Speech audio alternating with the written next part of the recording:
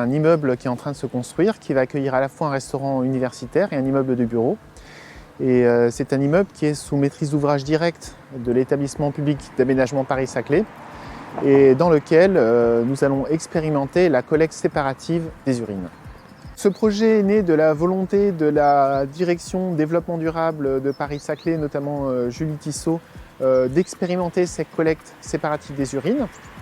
Et du coup, ils ont fait appel à Evolup et ma collègue Louise Raguet pour les aider à implanter cette solution, à dialoguer avec les agriculteurs et à dialoguer également avec la Chambre d'agriculture, Plantes et Cités et l'INRAE pour voir comment faire une véritable expérimentation scientifique.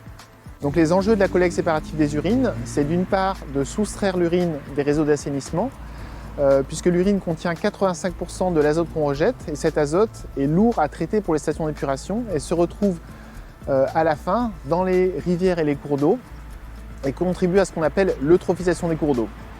C'est-à-dire que quand il y a trop d'azote, ça crée trop d'algues, ça prend trop d'oxygène et ça tue la faune aquatique. Donc l'idée c'est d'une part de retirer l'azote des stations d'épuration et l'autre part c'est d'emmener cet azote dans les champs. Notre approvisionnement d'engrais, c'est à 90% de l'engrais de synthèse qui est produit à partir de beaucoup d'énergie et notamment de gaz naturel. Et si jamais on peut récupérer cette urine pour fertiliser les champs, eh ben on évite de produire et d'importer cet engrais. Alors concrètement, à quoi ça consiste dans le bâtiment? Ça consiste à mettre des urinoirs sans eau pour ne pas avoir l'urine qui est diluée par les chasses d'eau.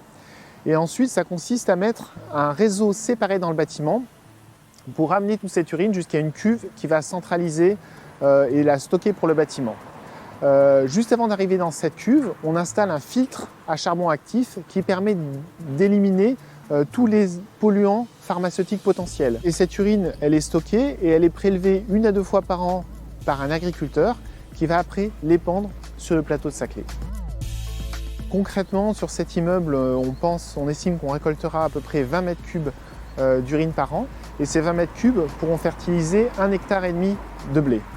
Une fois que cette expérimentation sera lancée, on pourra étudier l'opportunité de généraliser cette collecte et du coup de fertiliser une part significative des champs de Paris-Saclay tout en préservant les rivières alentours.